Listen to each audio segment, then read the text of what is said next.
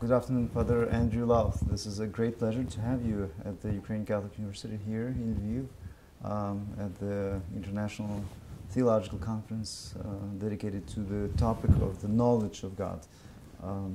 This is your first time in Lviv. Can you tell us a little bit about your impressions of visiting this country, even though so shortly?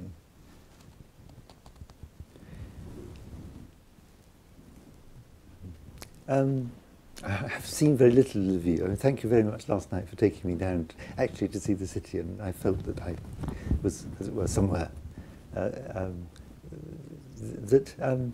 What struck me most, though, but not just here, it strikes me often when I'm in Eastern Europe. Last week I was in Romania, and earlier on this year I've been elsewhere. Is that it seems to me that in Eastern Europe there is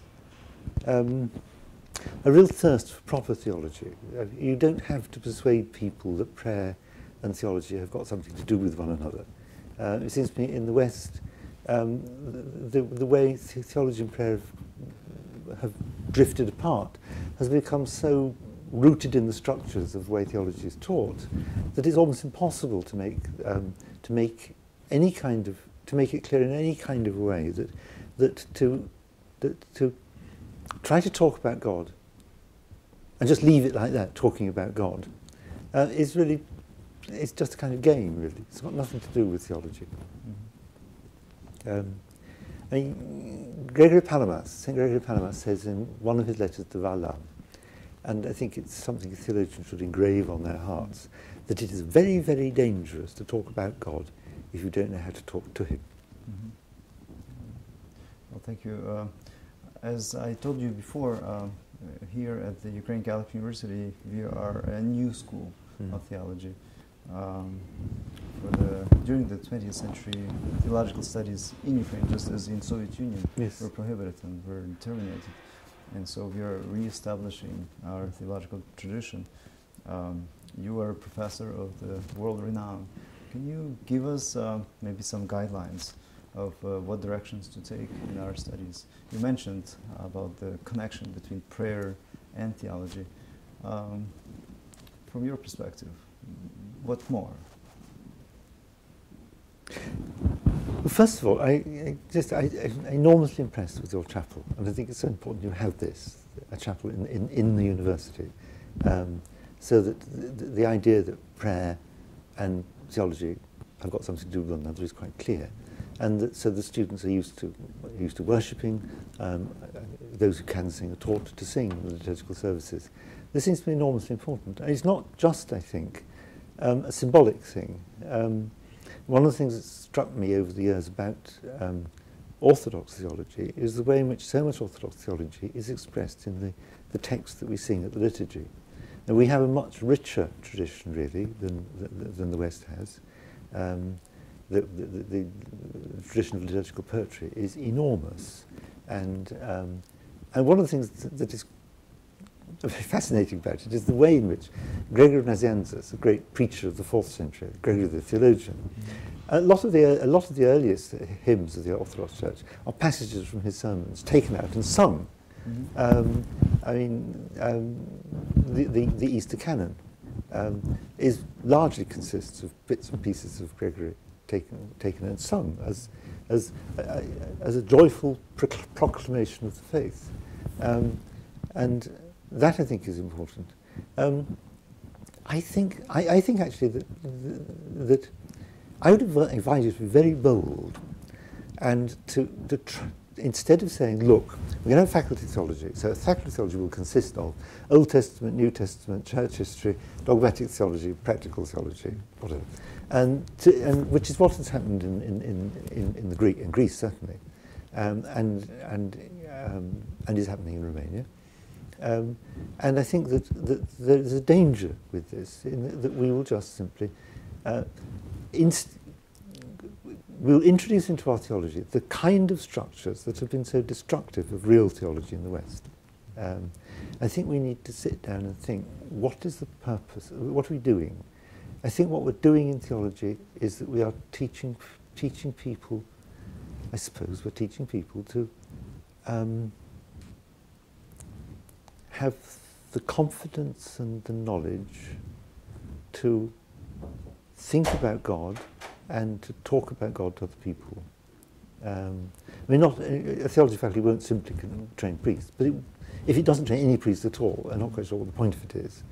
And the training of priests has a genuine intellectual aspect to it.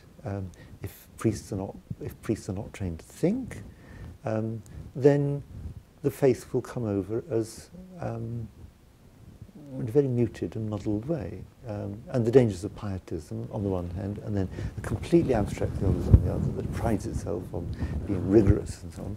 These will become dangers rather than, as it were, two sides that need to be brought together.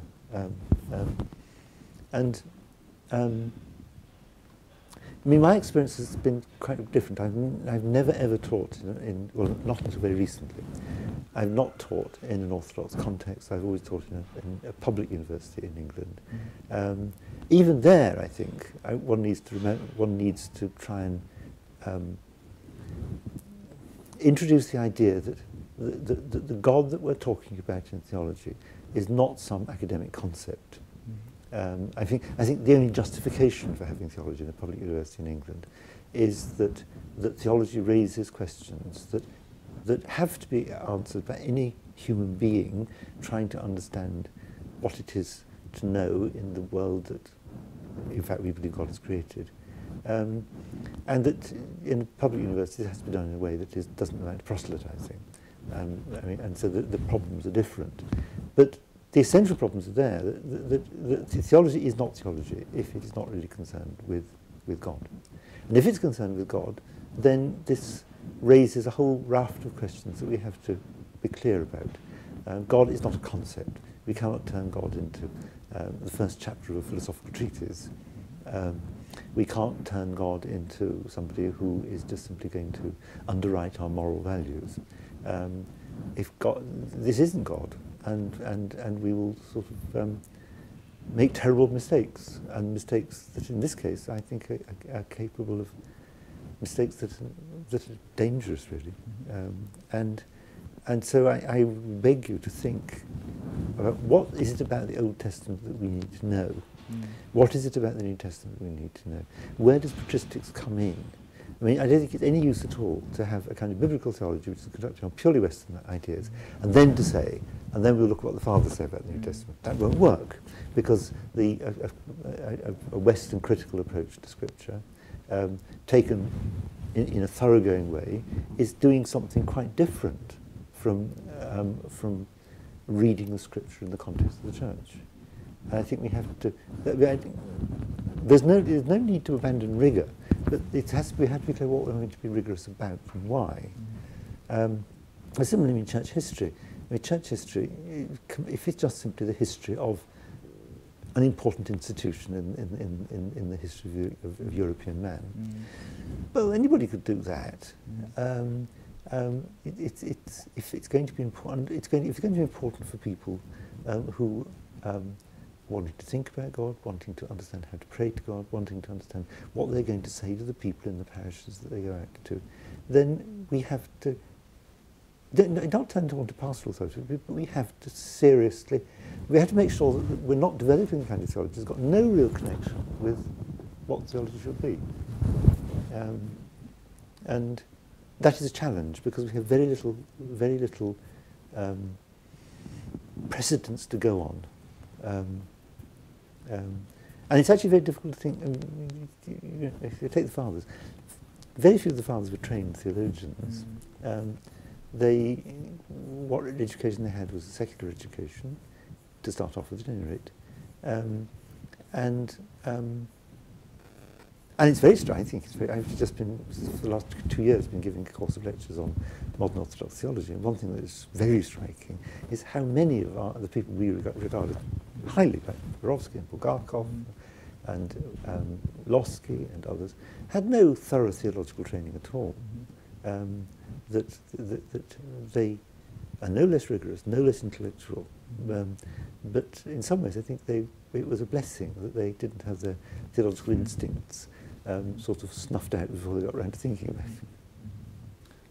In our Ukraine context, even though we considered ourselves to be coming of a Byzantine tradition, Orthodox tradition, even the Greek Catholics are still very closely spiritually and theologically and ecclesiologically connected to the Orthodox tradition. But we lack a lot of Ukrainian translations of Church Fathers. There are a lot of translations of them into English, into Russian, into many other modern languages, but not into Ukrainian. Not even all the liturgical texts are translated into Ukrainian. There are Church Slavonic translations, but not the Ukrainian. Would you say that this is also an important attempt to enrich theological discourse with translation, or better simply study Greek and Latin and have access to those texts in original, or simply, well, there are other translations, so why not use those? What are your thoughts about this? I think you have to do both, really. I mean, you're not going to be able to, you're not getting any translations from Ukrainian if you don't know Latin and Greek to do it in the first place. And also, if you don't have translations, then knowledge of the Fathers will become a kind of elite discipline. And one thing that I find very striking about Orthodoxy, which I came to 25 years ago, before that Anglican, I know what Anglicanism is like, as it were. One of the things that I think is I find very striking is how much many lay people know about the Fathers. They do read the Fathers, and I think it's important that they should be able to do this. And very few of them are going to be read in the original, even in Greek. They have and they need translations. Okay, well, we'll do our best.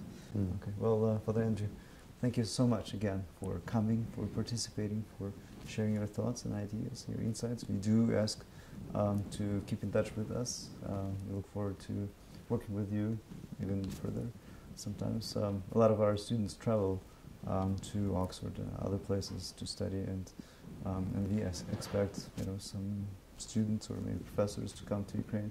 So we're just hoping that you will help us in this building up of bridges and communication. I'd like to very much. Thank you. Thank you very much.